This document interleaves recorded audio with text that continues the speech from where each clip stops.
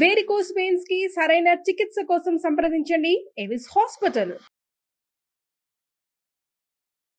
నమస్తే రమ్మగారు. నమస్తే జయ. చందమామ కథ ఒకటి చెప్తారా? పూర్వం అట కేరళ రాజ్యంలో రసార్ణవుడు అని ఒక ఆయుర్వేద వైద్యుడు ఉండేవాడట.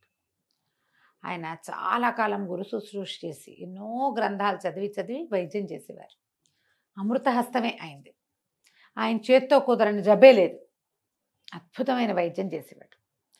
ఈ రసార్ణవుడి కుమారుడు సోమదత్తుడు. అతను కూడా ఆయుర్వేద వైద్యమే. సాధారణంగా అనుచానంగా వైద్యాలు వస్తూ ఉంటాయి. వంశపారంపర్యంగా చేస్తారు. అయితే ఏమైంది, కుర్రవాడు కూడా చేస్తుండేవాడు వైద్యం. ఈయనకి ఒకసారి ఏమనిపించిందంటే, నేను ఇంతకాలం గురు శుశ్రూష చేసి మా నాన్నగారి దగ్గర ఎన్నో తాళపత్రాలు ఉండి నేను ఎంతో భక్తి తత్పరతతోటి ఈ పని చేస్తున్నాను.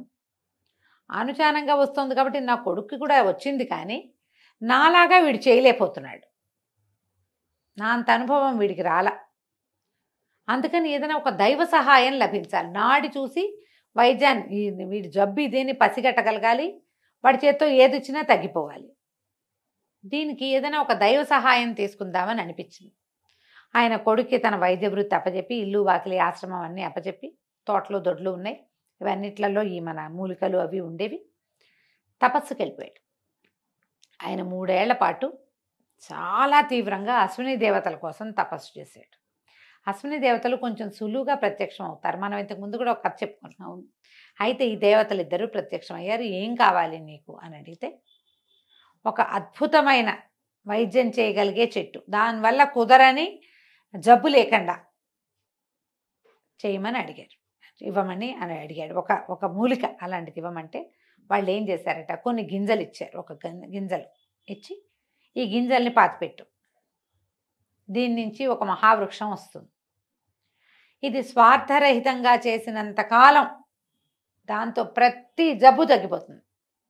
స్వార్థం లేకుండా చెయ్యాలి, స్వార్థరహితంగా చేసినంత కాలం పనిచేస్తుంది. దీనికి ఒక ఫలం కాస్తుంది, అది స్వర్గ ఫలాన్ని ఇస్తుంది, అమృత ఫలం. అది స్వార్థంతో తీస్తే మాత్రం రాదు.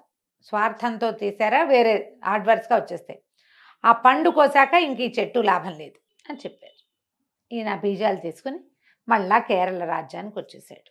వచ్చాక తన వాకిట్లో ఒక పక్కగా మంచి ఈశాన్య దిక్కున ఈ అద్భుతమైన గింజల్ని, దేవతలు ఇచ్చిన గింజల్ని నాటాడు. చూస్తూ ఉండగానే ఒక చెట్టు మొలిచింది. తక్కువ రోజులుండి అది మహావృక్షమైంది. దాని ఆకుతో తలనొప్పి, కడుపుల నొప్పి, వీపు నొప్పి, వేలు నొప్పి, పడింది గాయం, కాలిన గాయం అన్నీ నయమైపోయేవి. ఆకులు కోయటం, చూర్ణం చేయటం, ఇచ్చేయటం, రసం తీయటం, ఇచ్చేయటం, ఆకులు తీసి పుండు మీద వేస్తే మానిపోతుంది. దీనికి చిటారు కొమ్మన ఒక ఎర్రని అద్భుతమైన అంత ఫలం కాసింది. ఒకటే. వచ్చిన వాళ్ళందరికీ రసార్ణవుడు చెప్పేవాడు, అది విషఫలం, ఆ కండు కోయకూడదు. ఈ ఆకులు కూడా తండ్రి కొడుకే పనిచేస్తాయి, వీళ్ళే కోస్తారు, వాళ్ళకే కదా అది వచ్చింది. అవును. చక్కగా వైద్యం చేసేవాళ్ళు. జరిగింది కొంతకాలం జరిగాక రసార్ణవుడు పెద్దవాడైపోయాడు. ఆయన మరణించే సమయంలో కొడుకుని దగ్గర పిలిచాడు. నాయన, విషఫలం అని చెప్పే కానీ అది విషఫలం కాదురా, అది అమృత ఫలం. ఓహో, ఈ చెట్టు ఆకులు నువ్వు స్వార్థం లేనన్నాళ్ళు నీకు పనిచేస్తాయి. స్వార్థం నీ బుద్ధిలోకి వచ్చిందా, ఈ ఆకులు పనిచేయి అంటే కొడుకు అన్నాడు. సోమదత్తుడు ఆతృతగా, నాన్న నువ్వు అమృత ఫలం అంటున్నావు, చచ్చిపోయేందుకు సిద్ధంగా ఉన్నావు, ఆ పండు కోసి నువ్వు తీసుకుంటే నువ్వు బతుకుతావు, మన కోసమే కదా అశ్విని దేవతలు ఇచ్చింది అంటే ఆయన చెప్పాడు, కాదురా నాయన, ఆ పండు కోసామా ఇక ఈ చెట్టు పనిచేయదు. ఓహో, ఈ చెట్టే మన జీవనం, ఈ చెట్టు వల్లే అందరికీ జబ్బులు తగ్గుతున్నాయి, ఈ చెట్టే మన ప్రఖ్యాతి, స్వార్థం రాకుండా చూసుకో, పండు మాత్రం కోయొద్దు. బాగుంది. సోమదత్తుడు ఎంతకాలమో వైద్యం చేస్తూ ఉండేవాడు. వచ్చిన వాళ్ళంతా అడిగేవాళ్ళు, మా నాన్నగారు అది విషఫలం అన్నారు, ఆ పండు ఉంటేనే ఈ చెట్టుకు బలం, కానీ అది కొయ్యకూడదు, ఏదో చెప్పేవాడు.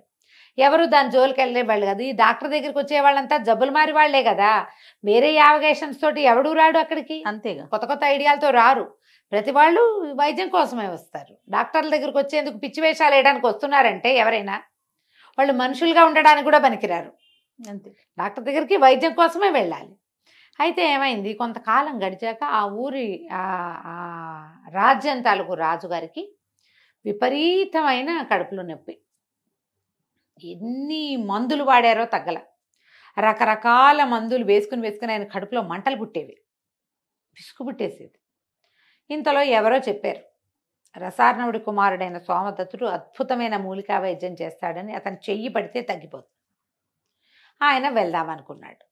ఆయన బతికేలాగా లేడు ఆ నొప్పితోటి, ఆ ఉదరసూలతో. కూతురు నాన్న ఏమైపోతాడు అని రాకుమార్తె అయినటువంటి మణిమాల కూడా, నేను కూడా వస్తాను నాన్న అని అడిగింది. సరే మణిమాలని వెంబడి పెట్టుకొచ్చాడు. వచ్చేసి వీళ్ళ ఊర్లో బస చేశాడు. కబురు చేశారు. ఈయనకి అప్పటికే తెలిసింది రాజుగారు ఎంత డెస్పరేట్గా ఉన్నాడంటే తన నొప్పి తగ్గిస్తే రాజ్యమైనా ఇచ్చేసేలాగా ఉన్నాడు. ఇదొకటి. రెండో భర్త కూతుర్ని వెంట పెట్టుకొచ్చాడు. 20 సంవత్సరాల అమ్మాయి, ఎంత అందగత్తో, ఒక్కతే పిల్ల. ఆ పిల్లని చేసుకున్న వాడికే రాజ్యం వస్తుంది. ఈ సోమదత్తుడు నడి వయసు వచ్చేదాకా ఇతనికి స్వార్థం రాల, కానీ ఇప్పుడు వచ్చింది. ఇప్పటిదాకా ప్రతి వాళ్ళు ఏదో తృణమో పణమో పట్టుకొచ్చిస్తే వీళ్ళు హాయిగా గడిచిపోయేది, హాయిగా ఉండేవాళ్ళు. రాజకుమార్తె రాజ్యము రెండిటి మీద మనసైంది అతనికి. ఎవరిని చూడ్డానికి వెళ్ళినా 4 ఆకులు చేత్తో పుచ్చుకుని వెళ్ళేవాడు.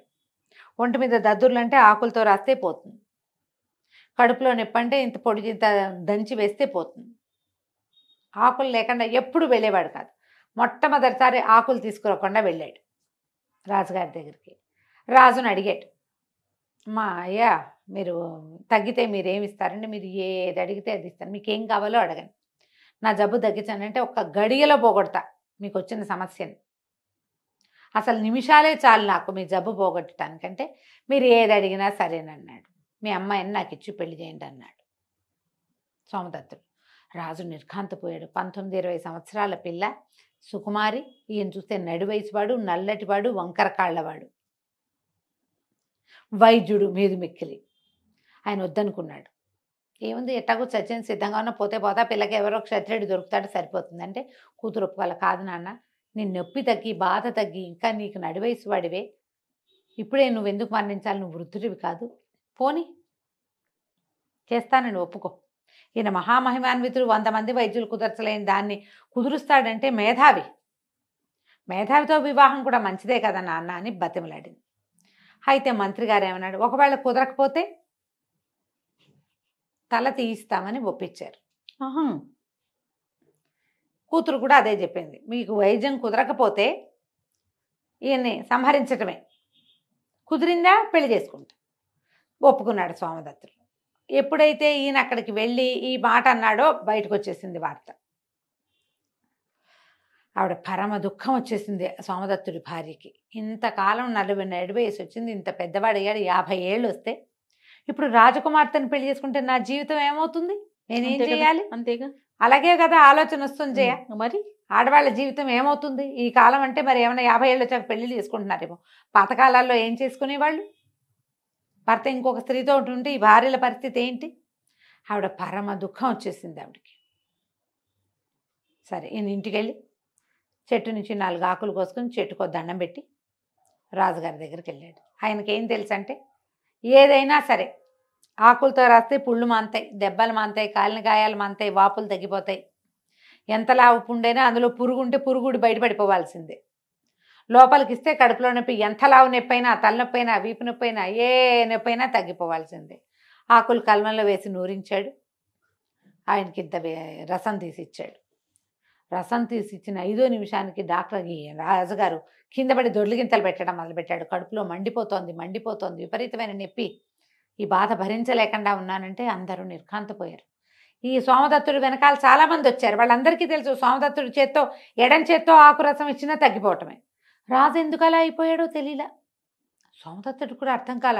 ఇప్పటిదాకా ఎప్పుడు తన తండ్రి ఆ గింజలు తెచ్చిన రోజు నుంచి ఈ రోజు దాకా ఈ 30 సంవత్సరాలు 30 సంవత్సరాలు ఆయన ఫెయిల్ అయిందే లేదు. వీళ్ళు ఏమన్నారు, ఏమిటి వైద్యశేఖర కత్తికి రెడీగా ఉన్నారా అని అడిగితే, నన్ను ఒక్కసారి ఇంటికి వెళ్ళి చూసి రానివ్వండి అన్నాడు. ఈయన ఇంటికి వెళ్ళేసరికి చెట్టు బోసిగా ఉంది, ఆ కాయలేదు, విషఫలం కదా అది. ఇంట్లోకి వెళ్ళాడు. దుఃఖంతో అయిపోయింది. ఎందుకంటే ఎప్పుడైతే ఆ చెట్టు కాయ కోయబడిందో ఈ ఆకులకి మహత్యం తగ్గిపోయింది, మహత్తు. ఈ ఆకులు రాజుగారికి ఇస్తే రాజుగారికి ఏం పని చేయలే. ఆకుల వల్ల, చెట్ల మందు వల్ల కడుపులో మంట వచ్చింది ఆయనకి. ఇప్పుడు ఏం చేయటం? లోపలికి వెళ్ళేసరికల్లా బాకెట్లో ఎక్కించి గుమ్మంలో కడుగు పెడతారు. కాగితం కనపడింది.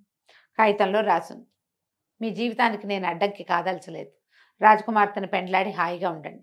విషఫలం తిని మరణిస్తున్నాను అని రాసింది. ఈ విషఫలం ఎవరు కోసారు? భార్య కోసింది.